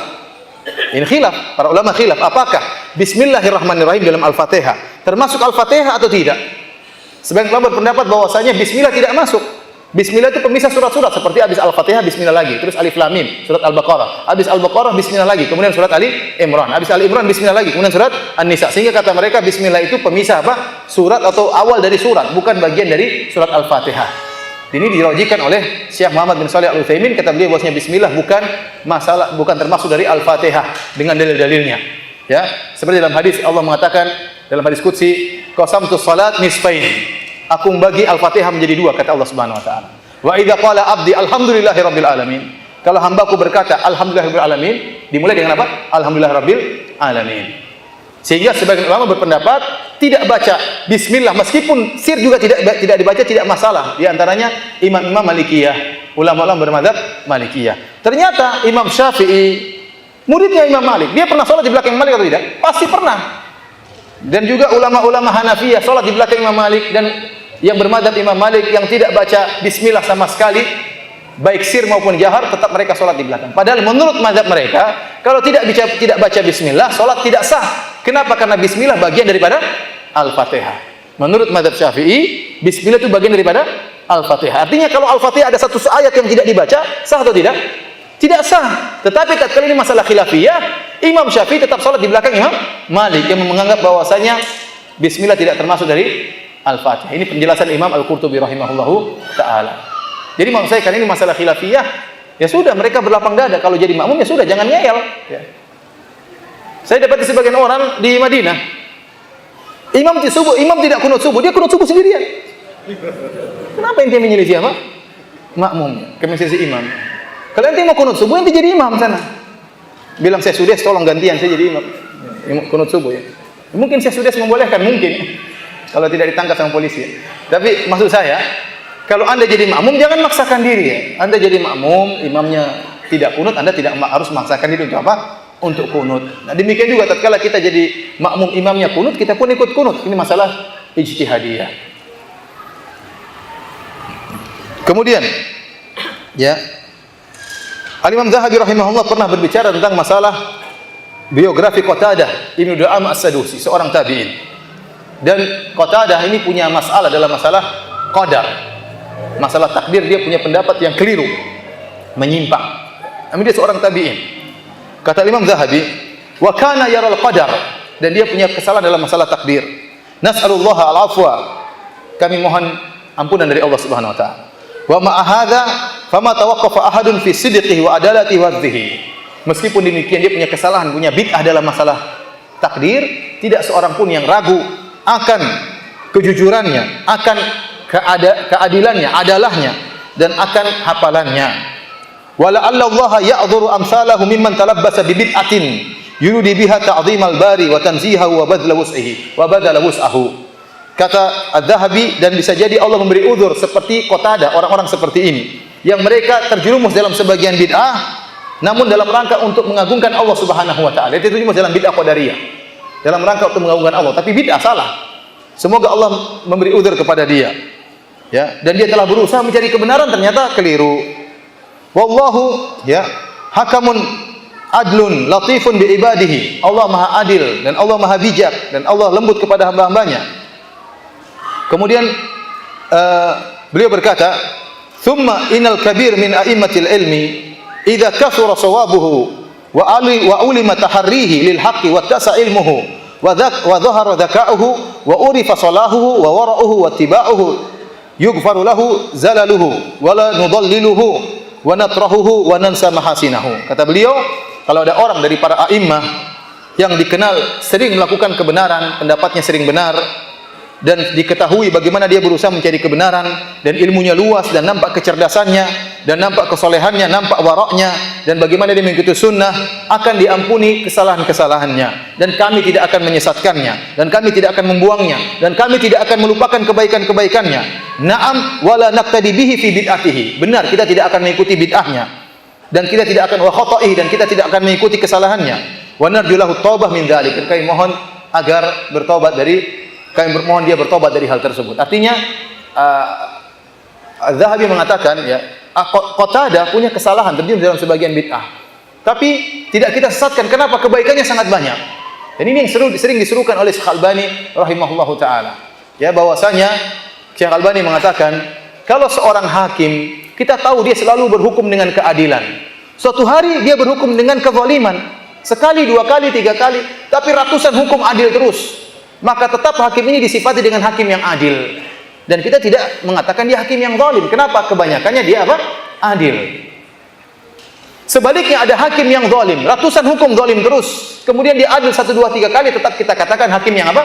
Zalim. Ya. Kenapa? Karena yang ditinjau adalah apa yang dilakukan paling banyak. Oleh karena para hadirin Allah Subhanahu wa taala, ya, maka tidak boleh dengan mudah kita memvonis seorang sesat, ahlul bidah misalnya, ya, gara-gara memiliki 1 kesalahan, 2 kesalahan, 3 kesalahan, dan siapa yang terluput dari kesalahan? Ada sebagian ustaz mungkin punya kesalahan, kita lihat kesalahannya seperti apa? Salah ustaz, ya sudah, ente nasihati. Tapi dia tidak mengaku, dia tidak mau bertobat, diumumkan, ya ustaz mungkin dia malu. Ya sudah, tapi dia sudah mungkin sudah tidak melakukannya lagi. Namun tidak semua orang kuat ikhlas untuk berani mengaku apa? Salah. Tapi apakah kita buang ustadz ini? Jangan, kebaikannya banyak. Salahnya kita bisa tahu dan kita ingatkan umat ini salah. Ustadz ini meskipun dia pintar salah dalam hal ini. Ustadznya jangan dibuang. Kalau setiap salah ustadz dibuang, saya pun akan kalian buang. Karena saya pasti punya salah. Kalau saya punya salah, nasihati saya. Kalau ternyata kesalahan tersebut benar-benar menyelisih ijma, ya sudah, saya harus bertobat. Tapi kalau ternyata kesalahan saya hanyalah berbeda sudut pandang, menurut Anda Firanda salah, menurut Firanda dia benar, dan ada ulama yang berpendapat demikian, maka Anda harus berlapang dada. Ada fikih khilaf dalam masalah ini. Kalau setiap salah kemudian Anda buang ustaz tersebut, siapa ustaz mau dipakai? Ustaz yang bid'ah-bid'ahkan juga salah dia. Dia tidak tahu manhaj dalam masalah khilafiyah. Saya bilang ada ustaz yang tukang bid'ah-bid'ahkan orang, sama ahlu sunnah dia bid'ah-bid'ahkan. Saya bilang ustaz itu juga jadi ahlul bid'ah kalau begitu caranya. Kenapa? Karena dia tidak punya manhaj dalam menghadapi masalah apa?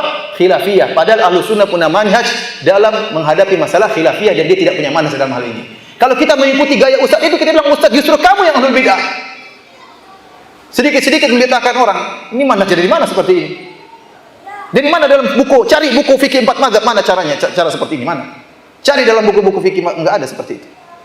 Ini manhaj yang baru. Oleh karena perhatian Subhanahu wa taala, ya, seorang tidak mudah untuk kemudian memvonis, ya, seorang kita bilang dia salah, dia punya kesalahan, kita ingatkan kesalahannya, kesalahan kita nasihati. Namun bukan berarti ustaz tersebut kemudian kita buang. Kalau begitu caranya tidak ada kita belajar sama ustaz siapapun. Ustaz pasti punya salah, siapapun dia. Dia pasti punya salah. Berbeda kalau kesalahannya besar. Berbeda kalau kesalahannya kemudian berkaitan dengan perkara-perkara yang berat, masalah takfir. Ini berbahaya kalau begini. Kita jangan menggampangkan masalah ini. Yang berujung-ujung pada pertumpahan darah, ini berbahaya. Berujung-ujung pada pemberontakan terhadap pemerintah yang sah misalnya. Oh, ini berbahaya seperti ini. Jangan kita sepelekan. Tapi kalau ternyata kesalahan dia tidak berkaitan dengan masalah-masalah seperti ini, ya maka kita beri uzur. Tetap kita pakai ustaz tersebut. Ya. Kecuali kalau kesalahan tadi besar, ternyata menggampang-gampangkan masalah Syiah, ternyata menjerumuskan orang dalam masalah Syiah misalnya, menjerumuskan orang dalam masalah Khawarij, masalah takfir, bahaya. Kita jauhi ustaz-ustaz seperti ini. Tapi para hadirin Allah Subhanahu wa taala, terakhir ya, ada beberapa adab yang harus diperhatikan ya. Tatkala terjadi masalah khilafiyah ya. Yang pertama, kita berhusnudzon kepada orang yang menyelisih kita. Ada ustaz menyelisih kita, ada teman kita menyelisih kita. Ternyata itu masalah khilafiyah, maka kita husnudzon, dia sudah mencari kebenaran.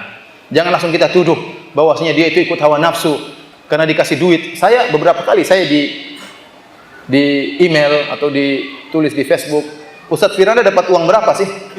Saya disegitu kan beneran, saya tidak main-main. Ya, jadi saya dituduh dapat duit sehingga saya berfatwa dengan fatwa yang mungkin menyelisih pendapat dia, misalnya. Kenapa harus tuduh demikian? Ya. Kenapa kita harus suudzon kepada orang? Seakan-akan kalau ada orang yang membolehkan menerima dana dari bank untuk bangun masjid atau menerima dana dari suatu yayasan yang diperselisihkan, berarti dia pengikut hawa nafsu, dibayar oleh yayasan tersebut. Ya, kenapa harus tuduh seperti itu? Anda sudah membuka hati saya? Sudah membuka hati orang-orang yang mengambil dana tersebut? Ya. Ataukah dia mengambil dana untuk dia bangun pondok dan pondoknya berjalan sampai sekarang? Banyak orang yang hafal Quran dari pondok tersebut. Kenapa Anda harus menuduh dia pengikut hawa nafsu? Maka kita harus husnudzon. Kalau ini masalah khilafiyah, kita harus husnudzon bahwasanya dia mencari kebenaran. Anda boleh menyalahkan, tidak apa-apa. Ente salah, itu salah, ini berbahaya. Tidak apa-apa, itu hak Anda untuk menyalahkan. Tapi tanpa disertai dengan apa? Cercaan, makian, apalagi menyesat-nyesatkan. Ini orang tidak tahu punya adab, tidak punya manhaj dalam masalah khilafiyah. Dan ingat, seorang kalau berusaha mencari kebenaran, ya, maka kemudian dia salah tetap dapat pahala. Kata Nabi SAW, "Idza hakamal hakim fajtahada fa asaba falahu ajran wa idza hakama fa akhta falahu ajrun." Jika seorang hakim dia berijtihad, berusaha mencari kebenaran, ternyata hukumnya salah, tetap dapat pahala satu, pahala ijtihadnya. Kalau dia benar, maka dia mendapat 2 pahala, pahala ijtihadnya dan pahala kebenaran. Kalau dia sudah mencari kebenaran, la yukallifullahu nafsan illa wus'aha. Allah tidak zalim. Allah tahu dia berusaha mencari apa? Kebenaran. Allah kasih pahala, dia berusaha mencari kebenaran. Beda dengan orang berusaha mencari kebenaran, ternyata dia bukan bidangnya dalam hal itu. Ya. Ini kita bilang kamu tidak pantas untuk ijtihad misalnya. Ya. Tapi kalau orang itu sudah berusaha, sudah belajar, sudah punya ilmu, kemudian dia salah dalam berhukum, maka dia tetap dapat pahala. Ingat, Rabb kita lebih sayang kepada kita daripada ibu kita terhadap kita sendiri. Masa Allah zalim, orang sudah berusaha kemudian dimasukkan neraka jahanam? Kan tidak.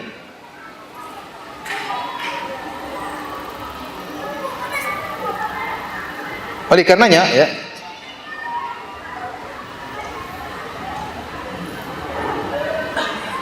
Syekhul Islam Ibnu Taimiyah berkata, kanu yatanadharuna fil masail ilmiyah wal amaliyah ma'a baqa'il ulfah wal ismah wa ukhuwatid din. Kata Syekhul Islam, mereka dahulu para salaf, mereka saling berdialog, saling berdebat dalam masalah ilmiah, dalam masalah ibadah, masalah amaliyah, ma'a baqa'il ulfah wal ismah, tetap disertai dengan saling mengasihi dan saling bersatu dengan tetap adanya persaudaraan dalam agama. Walau kana kullama ikhtalafa muslimani fi syai'in tahajara lam yabqa bainal muslimina ismatun wala ukhuwah.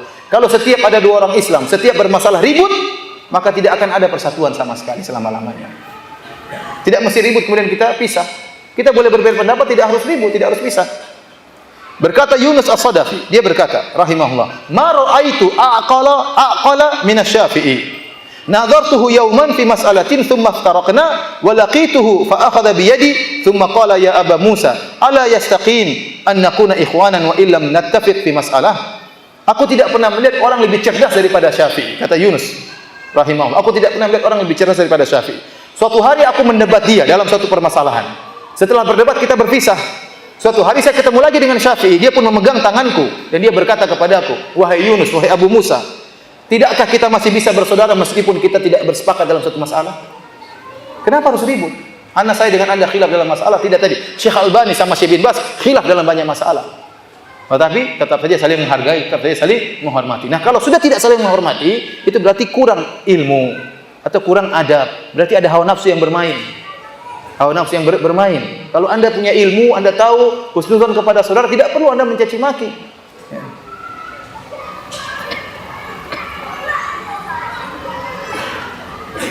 Dan itu akan nampak tatkala masalah timbul khilafiyah. Waktu masalah kemarin, masalah pemilu. Subhanallah, ada yang mengatakan ya, perkataan yang menyakitkan hati, tapi ya sudah, saya biarin aja. Sampai saya ditahdir tidak boleh ngisi satu masjid. Saya tahu itu. Saya maafkan ustadznya. Ya, sampai ada yang mengisi pengajian mengatakan, sampai ada yang mengatakan apa? Ini Ustadz ABG. Memang saya masih kecil ya dia. Tapi jangan begitu dong ya. Sampai yang dengar jengkel ya, dengar teman saya jengkel. Jadi masalah waktu dia bilang ini Ustadz ABG, yang hadir pada ketawa. Ya, ente ketawain Ustadz. Tidak boleh seperti itu. Dia tidak menghormati Ustadz. Ustadz itu mungkin ente ambil ilmu darinya. Ya. Dia punya salah, wajar ya. Tapi jangan dijadikan bahan olok-olokan di mimbar-mimbar. Ini enggak benar seperti ini. Ya. Oleh karenanya ada perkataan para salaf, kalamul aqran yutwa wala yurwa. Bahwasanya perkataan di antara sejawat ya, harusnya dilipat, tidak boleh diriwayatkan ya. Satu ngomongin ini, selama mereka ahlu sunnah semuanya, maka tidak perlu kita ikut nimbrung memanas-manaskan permasalahan. Ya, tidak perlu kita manas-manaskan apa? Permasalahan. Justru kita sebagai murid yang baik, kita berusaha meredupkan. Jangan malah ngompor-ngompori sang ustaz, guru kita. Ya ustaz, habis aja ustaz itu, tak usah tambah meledak dia. Akhirnya dihabisi di forum-forum, di majelis-majelis. Padahal sesama ahlu sunnah. Sebelumnya saling dekat. Gara-gara satu masalah kemudian ribut. Ini masalah fikih, bukan masalah apa? Akidah. Kenapa harus ribut? Nasihati, telepon. Kenapa harus ribut? Inilah para hadirin dan hadirat yang dirahmati oleh Allah Subhanahu wa taala, ya. Apa yang saya sampaikan tentang masalah adab dalam masalah khilafiyah semoga menambah wacana kita, wawasan kita bahwasanya kita harus lebih berlapang dada, ya. Terutama di dalam kehidupan masyarakat. Kita lihat kalau dalam kehidupan masyarakat mereka melakukan suatu perbuatan, suatu amalan yang ternyata di situ ada mazhab Syafi'i yang berpendapat demikian, maka kita berlapang dada. Tidak perlu kemudian kita sesat-sesatkan mereka. Ya, selama itu ternyata masih ada pendapat di kalangan ulama Syafi'iyah. Ya. Wallahu taala alam bissawab. Selanjutnya kita lihat ada pertanyaan ya.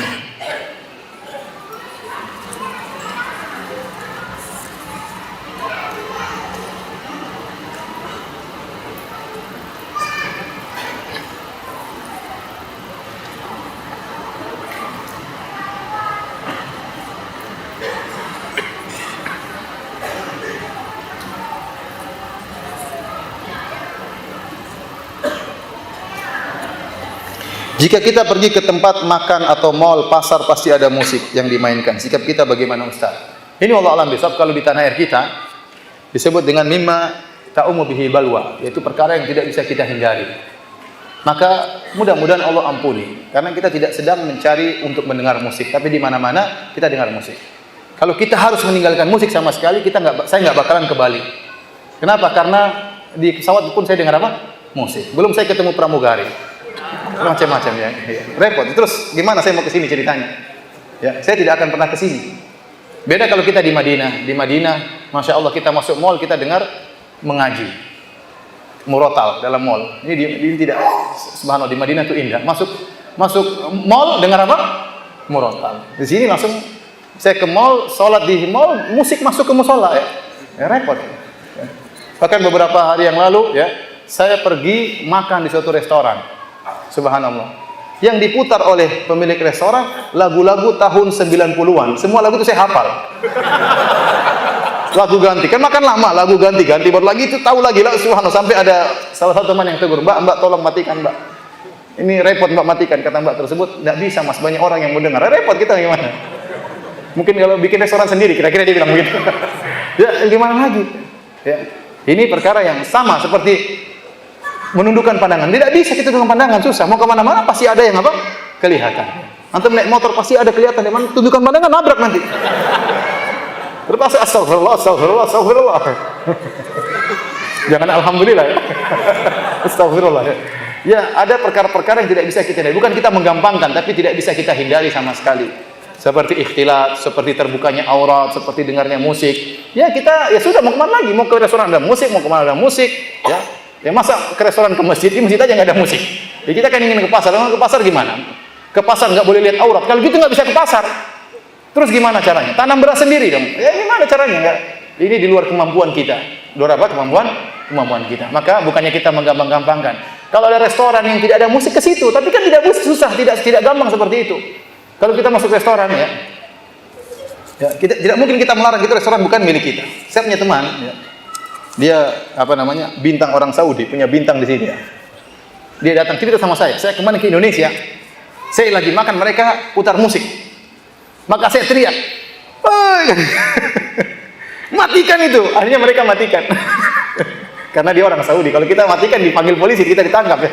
Ya mungkin mereka segan atau bagaimana, ada tamu, akhirnya benar-benar dimatikan ya. Tapi kan tidak semudah itu.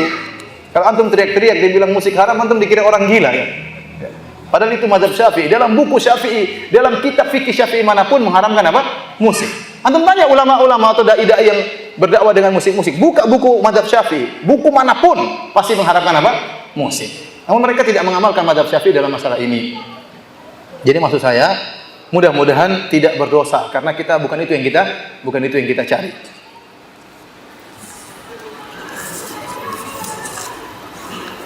Mohon dijelaskan apa itu Wahabi. Wahabi ya, itu julukan yang dituduhkan kepada orang-orang yang belajar di Arab Saudi. Bahkan dikatakan negara Saudi adalah negara apa? Wahabi. Dan benar ya, kalau kita mau lihat ya, Arab Saudi mereka sangat menghormati Muhammad bin Abdul Wahab. Syekh Muhammad bin Abdul Wahab adalah seorang ulama yang sangat dihormati oleh ulama Saudi. Kenapa? Dia pahlawan. Bagaimana bisa berdirinya negara Arab Saudi? Dahulu Saudi itu kelompok-kelompok kecil, pemerintahan-pemerintahan kecil saling bertempur di antara mereka. Muncullah Syekh Muhammad bin Abdul Wahab bekerja sama dengan Al-Imam Muhammad bin Saud, bekerja sama, maka berdirilah negara Arab Saudi, kemudian disatukan seluruhnya. Makanya Muhammad bin Abdul Wahab di mata orang Saudi seperti tuanku Imam Bonjol di mata orang Indonesia. Artinya wajar jika mereka menghormati, karena pahlawan, bukan cuma sekedar ulama tapi juga apa? Pahlawan yang dengan jasa dia berilah kerajaan Arab Saudi. Namun orang-orang Saudi tidak ada yang fanatik sama Muhammad bin Wahab, kalau saleh tidak diikuti. Dia adalah ulama bermadzhab Hambali sebagaimana ulama-ulama yang lain. Kita pun di Arab Saudi tidak fanatik dengan, saya belajar di Universitas Madinah, saya tidak fanatik dengan Muhammad bin Wahab. Oleh karenanya kita pun belajar di sana fikih 4 mazhab. Kita tidak belajar mazhab Hambali, padahal Saudi bermadzhab apa? Hambali. Dan banyak guru-guru kita dari ulama Saudi yang mengatakan pendapat masalah ini lebih kuat mazhab Syafi'i, masalah lebih kuat mazhab apa? Maliki. Tidak ada fanatik sama sekali. Meskipun mereka bermadzhab apa? Hambali. Adapun orang-orang yang hasad kepada kerajaan Arab Saudi, dan banyak yang hasad, terutama orang-orang Syiah sangat hasad kepada kerajaan Arab Saudi. Kita bilang Arab Saudi dengan penuh kekurangannya, namun dia adalah negara yang terbaik yang ada sekarang. Syariat Islam ditegakkan, meskipun tidak sempurna, pasti ada kekurangan. Alhamdulillah, yang berzina dihukum, yang mencuri dipotong tangannya. Alhamdulillah, orang-orang menutup aurat. Alhamdulillah, tidak ada tempat-tempat pelacuran.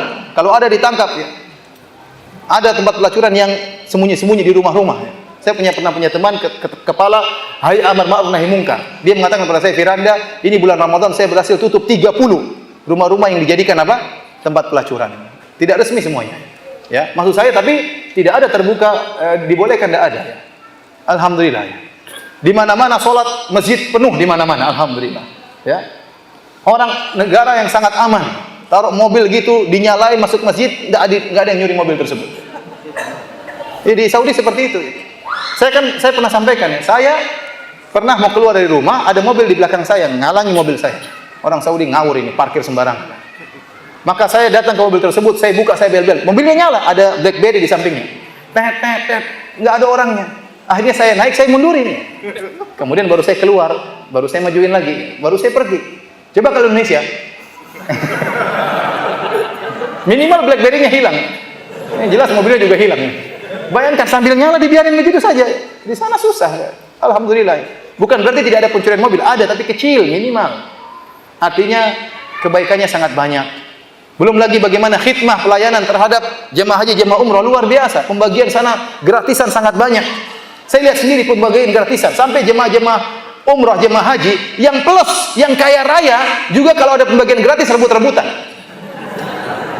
Benar, saya ini jemaah plus, saya bimbing mereka kaya raya, pembagian gratis mereka juga semangat padahal mereka kaya raya. Ya. Namun kalau gratis itu menyenangkan ya. Jadi luar biasa, kekurangannya jelas ada, kekurangan jelas ada. Kemudian timbullah isu-isu bahwasanya orang-orang Wahabi suka menumpahkan darah sampai bikin buku judulnya apa, sejarah berdarah sekte Wahabi. Ya, tuduhan yang macam-macam. Apakah ada orang-orang kita waktu berhaji berumrah ketakutan di sana, takut dibunuh sama orang Wahabi? Enggak ada, justru aman kalau di sana. Justru sampai ke Indonesia malah kita ketakutan, dicuri, diambil, dirampok ya. Macam-macam, pagar harus dikunci, mobil hilang ya. Di sana tidak ada ketakutan sama sekali, apa yang ditakuti? Mana haus darahnya? Apakah Arab Saudi tidak membantu negara-negara Islam yang lain? Sangat membantu. Tidak memandang itu mazhabnya apa, dibantu semuanya. Indonesia dibantu berulang-ulang. Aceh dibantu berulang-ulang. Quran gratisan banyak dibagi, meskipun dijual di Tanah Abang, Quran wakaf tapi dijual di Tanah Abang. Iya. Artinya dibantu. Palestina bantunya luar biasa, Suriah dibantu habis-habisan. Ya. Ya, kalau mereka punya kesalahan wajar. Mana dituduh mereka mengkafirkan umat Islam, mana dari mana? Itu omongan saja. Apakah pengajian kita suka mengkafir-kafirkan? Saya tanya sama antum. Kita tidak pernah mengkafir-kafirkan. Kita kalau mengatakan ini kekufuran, ini syirik, itu hak, itu harus. Saya harus menjelaskan ini syirik. Saya tidak mau basa-basi. Ini syirik-syirik saya katakan, ini kufur-kufur. Tapi bukan berarti pelakunya langsung otomatis musyrik, langsung otomatis kafir. Bisa jadi tidak mengerti, tapi menjelaskan ini syirik harus dijelaskan. Ini kekufuran harus dijelaskan. Ya. Oleh karenanya tuduhan-tuduhan banyak. Seperti tuduhan bahwasanya Wahabi melarang bersolawat. Gimana melarang bersolawat? Tiap hari kita bersolawat. Kalau sholat di Masjid Nabawi, apakah khatibnya tidak pernah bersolawat? Salawat terus-terusan. Setiap bilang Nabi Sallallahu Alaihi Wasallam, setiap bilang Nabi Sallallahu Alaihi Wasallam, itu bukan bersolawat. Yang dilarang maksudnya solawat yang macam-macam, yang aneh-aneh, seperti solawat Fatih. Barang siapa yang baca seperti khatam Quran 7 kali, kemudian ini dari mana dalilnya seperti itu? Itu yang dilarang, solawat-solawat yang aneh-aneh yang dilarang. Kemudian Wahabi melarang ziarah kubur, dusta. Siapa bilang gitu? Hadis-hadis Nabi menyuruh ziarah kubur. Yang dilarang kalau ente pergi ke ziarah kubur, minta penghuni kubur, itu yang dilarang. Jangan ziarah kubur untuk minta-minta kepada penghuni kubur. Itu yang dilarang oleh mereka. Dan tuduhan macam-macam. Sampai berita-berita saya dengar sendiri, saya baca seperti isu yang tersebar, bahwasanya ada orang Wahabi naik di atas kubah hijau, ingin menghancurkan kubah hijau. Tahu-tahu kena petir, terbakar di atas, sampai sekarang mayatnya masih ada. Subhanallah. Ini orang Madinah nggak ada yang tahu seperti ini. Cuma Indonesia pada tahu. Dari mana? Saya heran juga. Ini dari mana? Ya, kalau ada orang terbakar di atas apakah Wahabi itu kafir? Abu Jahal saja mati dikubur oleh Nabi SAW. Ini ada orang hangus terbakar kemudian tidak dikubur, dibiarin bertahun-tahun di situ. Dari mana seperti itu? Itu cerita paling ramai di Indonesia. Bikin isu lagi, orang-orang Wahabi pemerintah Arab Saudi ingin memindahkan kuburan Nabi. Sudah isu dari mana seperti ini? Gak kurang ajar seperti ini. Padahal pemerintah Arab Saudi ingin memperluas Masjid Nabawi. Dibuat isu supaya kita mencela, bukan memuji. Harusnya pemerintah Arab Saudi ingin melebarkan Masjid Nabawi. Bayangkan berapa duit yang mereka keluarkan. Hotel-hotel besar mereka bayar, ganti. Berapa duit, berapa triliun yang mereka keluarkan demi untuk melebarkan Masjid Nabawi untuk khidmah kepada masyarakat. Sebagian orang Syiah bikin isu bahwasanya mereka ingin memindahkan kuburan Nabi. Dari mana seperti ini? Akhirnya mencela. Yang penting mencela dulu meskipun di cross check tidak benar. Kita aja di Madinah nggak tahu ada dari mana isu seperti itu, sampai Indonesia kita sini nggak tahu. Tinggal di Madinah, tiap hari sholat dekat kuburan Masjid Nabawi, kuburan Nabi tidak tahu cerita seperti itu, tahu tersebar sana sini. Dusta. Bahkan berapa tahun lalu, 2 tahun lalu saya hajian. Saya baca di salah satu di internet, berita di internet. Orang-orang Wahabi Arab Saudi menyewa tentara Israel untuk menjaga keamanan di pelaksanaan jemaah haji. Subhanallah. Ngapain sewa tentara Israel? Masih banyak tentara Indonesia yang miskin-miskin yang bisa disewa. Bayarnya lebih murah mungkin. Sekalian hajian. Ngapain harus sewa? Emang jaga penjahat kemudian sewa apa? Tentara dari Israel. Dusta besar. Namun tersebar. Artinya para hadirin, maksud saya, sekali lagi saya katakan Arab Saudi negara yang saya lihat sangat baik dengan segala kekurangannya. Tapi kita harus memandang dengan kacamata yang adil. Ya, tidak boleh kita hanya melihat sisi buruknya, sementara sisi baiknya begitu apa? Begitu banyak. Adapun fitnah-fitnah terhadap Wahabi, ya, itu fitnah-fitnah banyak yang tidak benar. Saya katakan Muhammad bin Abdul Wahab, Syekh Muhammad bin Abdul Wahab rahimahullah, seorang ulama yang dia bisa benar dan bisa salah, dan kita tidak pernah fanatik dengan beliau. Dia tidak pernah fanatik dengan beliau.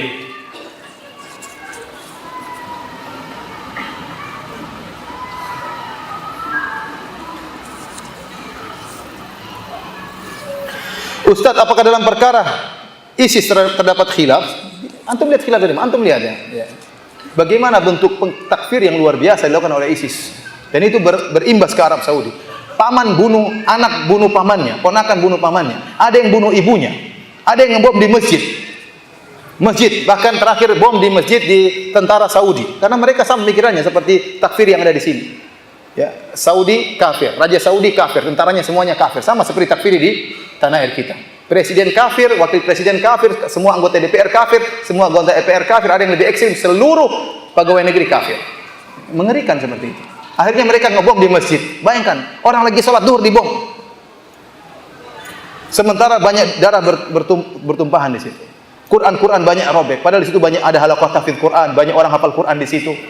Tentara Saudi banyak yang hafal Quran. Dibom di situ, ngawur seperti ini. Sampai ada lelucon, ada sebagian masjid tulis di masjid tulis tidak ada bidadari di sini. Karena mereka yakin kalau bom langsung dapat bidadari, maka ditulis tidak ada bidadari. Kalau mau bom cari bidadari tempat lain. Dan kalau bom langsung dapat bidadari. Gimana masjid tempatnya sholat, tempatnya khusyuk. Ya. Kemarin mau bom di mana? Di Masjid Nabawi. Ya, saya tidak mengatakan, saya tidak menuduh mereka ISIS, tapi saya katakan mereka pemikirannya takfiri. Ya, bayangkan orang-orang lagi sholat, mau buka puasa, bulan Ramadan, waktu yang sangat mulia, tidak menghargai kehormatan masjid, tidak menghargai kehormatan orang-orang yang ibadah di Masjid Nabawi, kemudian ngebom. Alhamdulillah dihalangi. Dia mau masuk ke area masjid dihalangi, akhirnya meledak empat-empatnya semuanya. Ya, semoga Allah menerima arwah para orang-orang yang meninggal karena membela Masjid Nabi Shallallahu Alaihi Wasallam. Jadi pengkafiran yang luar biasa ini sangat berbahaya. Ya. Oleh karenanya, ya saya tidak mendapati ulama-ulama yang terkenal ya, yang menyatakan ISIS itu benar. Tidak ada ya, tidak ada khilaf dalam masalah ini. Kalau Rasulullah SAW mengatakan ya tentang orang-orang Khawarij, ya, kata Rasulullah SAW, ya sufahaul ahlam, hudatsaul asnan. Mereka orang-orang yang bodoh dan mereka orang-orang yang muda. Tidak ada orang alim di antara mereka. Antum coba tunjukkan mana ISIS punya ulama, mana? Tunjukkan satu saja ulama ISIS. Bahkan orang-orang takfiri yang mereka dulu agung-agungkan juga menyatakan ISIS takfiri juga. Jadi takfiri nuduh takfiri. Saking ekstrimnya takfirinya. Tidak ada. Beda kalau ulama banyak punya buku fikih, punya buku akidah ya. Tahu-tahu sesat, ini mungkin masih jadi perhatian kita. ISIS tidak ada ulama yang mana ulama ISIS yang pernah nulis buku tentang fikih, tentang akidah, tentang masalah muamalah, enggak ada. Tahu-tahu muncul kelompok ekstrim suka mengkafirkan, tidak ada ulamanya. Terus siapa yang bimbing mereka kalau begitu? Siapa yang bimbing mereka? Tunjukkan kepada saya mana ulamanya ISIS yang pernah punya karya ilmiah yang bisa kita lihat keilmuannya, mana? Tidak ada dan tidak pernah ada. Oleh karena siapa di balik mereka ini, siapa kita tidak tahu. Yang jelas pengkafiran mereka luar biasa. Mengkafirkan Arab Saudi, mengkafirkan yang lainnya.